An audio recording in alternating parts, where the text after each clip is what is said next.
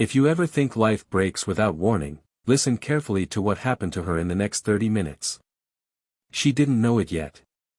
But the moment she heard that church door click shut, her old life ended. And a new one she never imagined, began with a small hand tapping her shoulder. Now, let me take you to the moment everything fell apart. The winter air outside St. Matthew's Church carried the kind of cold that sinks through fabric and straight into bone. Inside a small preparation room, Tessa Hartley, dressed in white satin and soft lace, sat in her wheelchair, adjusting the last petal in her bouquet. Her heart was pounding, not with fear, but with something she had almost forgotten how to feel. Hope. At 28, Tessa had lived more lifetimes of pain than most people twice her age. A car accident 3 years earlier left her paralyzed. Left her learning to breathe again. Left her relearning her worth. But today was supposed to erase all of that. Today, she believed love was finally choosing her back. She glanced at the clock, 11:03 a.m. The ceremony was at 11:15. Her fiancé, Evan, had stepped out 10 minutes ago to talk to the pastor. But he still hadn't returned. Her maid of honor and bridesmaids had rushed off to check on music cues. The room was quiet. Too quiet. Then, a vibration broke the silence. Her phone. Face down on the vanity. She picked it up. And froze. A message, from Evan. Her lungs tightened as she read the first words. Tessa. I can't do this. The room blurred. Her hands shook. She read the message again. And again. Every sentence cutting deeper. I thought I could handle it. I didn't want to hurt you. But I can't marry someone who can't walk beside me. The last line was the cruelest. I don't want a lifetime of pushing a wheelchair. Her bouquet slipped from her hands. Petals scattered. Just like her breath. She'd endured strangers' stares. She'd survived physical therapy that broke her body down to rebuild it. But she never expected the man she loved to be the one who tore her apart. Footsteps echoed in the hallway, fast, urgent, then stopped. Evan didn't enter the room. He didn't look her in the eye. He simply opened the door an inch, whispered something she barely heard. I'm sorry. And walked away. Not a goodbye. Just, leaving. The door clicked shut. Soft. Final. The silence afterward wasn't just quiet. It was cruel. Tessa wheeled herself out of the preparation room. The sanctuary lights were dim. The music had stopped. A few guests whispered, then lowered their eyes when she passed. She didn't cry. Not yet. She rolled through the side door and into the church garden, away from everyone. Away from pity. Away from the shattered pieces of a future that would never exist. Her wedding dress dragged through the winter leaves. Cold air wrapped around her shoulders. She stopped near a stone bench beneath an old maple tree. Her fingers curled around its edge. And only then did her strength break. Her breath shattered into sobs, raw and quiet, the kind that come from places deeper than the heart. She didn't know she wasn't alone. Not yet. At the far end of the garden, Malcolm Reyes, a 32-year-old single father, rushed through the path, holding his daughter's small backpack in one hand and her mitten in the other. His 6-year-old daughter, Luna, trailed behind him, skipping on tiny boots. They weren't here for the wedding. They were here because Malcolm had agreed to help with audio equipment earlier in the morning, a favor to an old friend. He was running late. Exhausted. Worn down from juggling jobs, bills, and parenting alone. But all of that stopped, instantly, when Luna tugged on his coat. Daddy, why is the princess crying? Princess. Malcolm followed his daughter's gaze.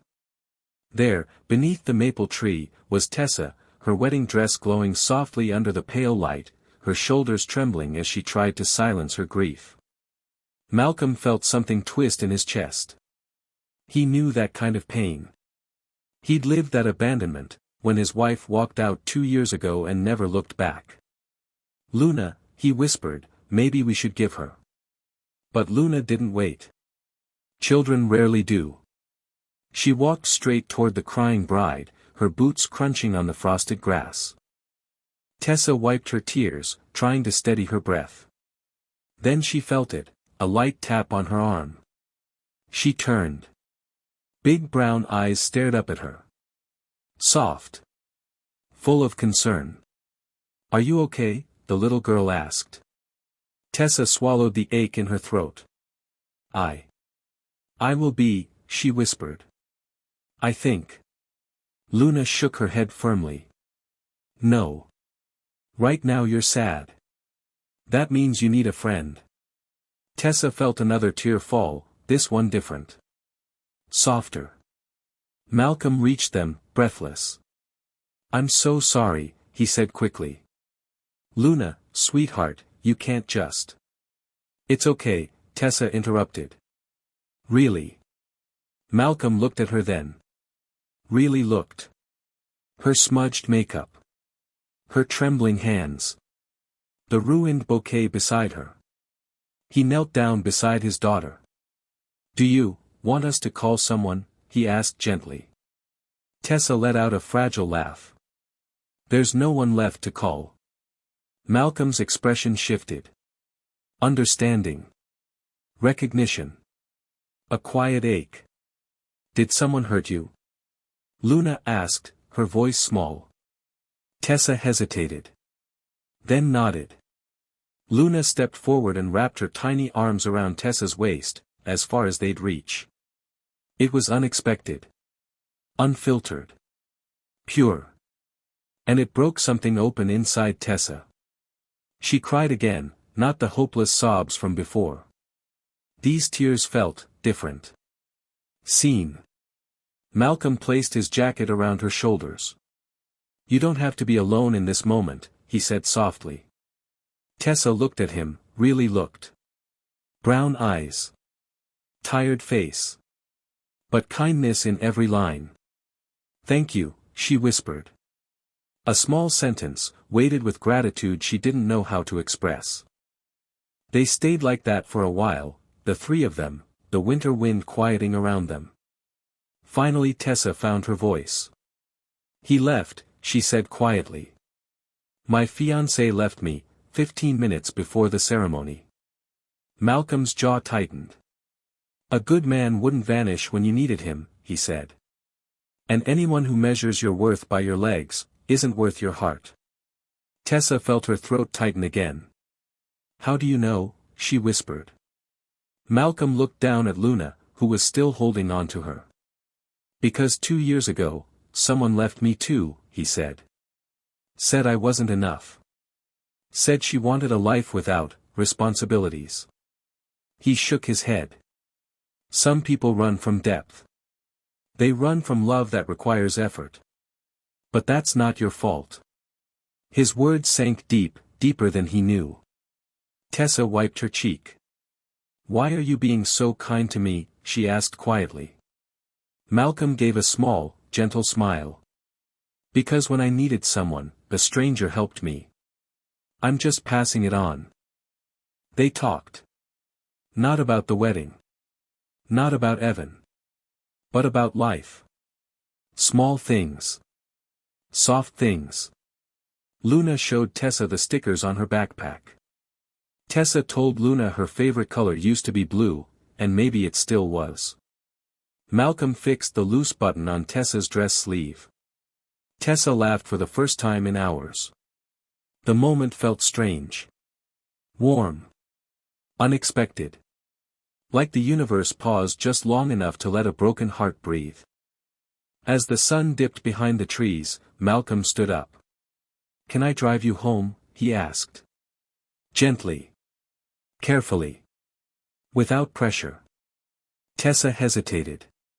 She'd spent her whole life learning how to not be a burden. But today she was tired of pretending she didn't need help. "Yes," she said softly. I'd like that.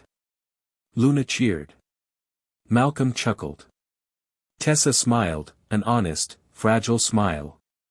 For the first time that day, she felt safe. Malcolm cleared the back seat of his car. Luna buckled herself in. Tessa rolled beside them, adjusting her dress as Malcolm folded her wheelchair and placed it into the trunk with gentle hands, like it wasn't an inconvenience. Like she wasn't an inconvenience. As he closed the trunk, their eyes met. "Thank you," she said again. And he answered with the same quiet sincerity every time. "You're welcome." The drive was slow. Comfortable. The kind that makes silence feel like a soft blanket instead of a threat.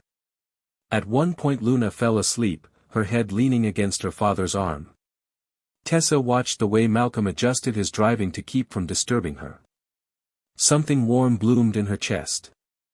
This was what care looked like. Simple.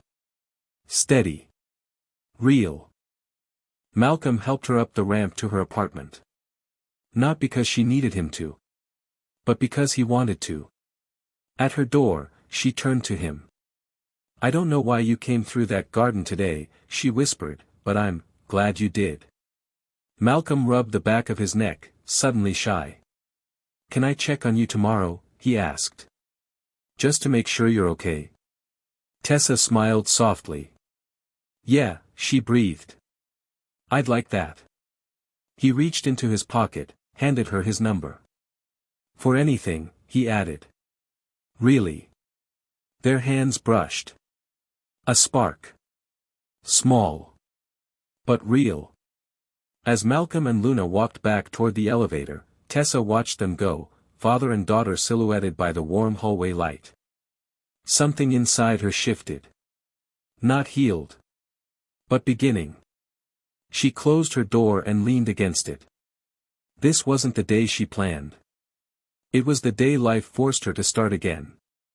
But maybe. Just maybe. The people who enter your story unexpectedly are the ones meant to stay.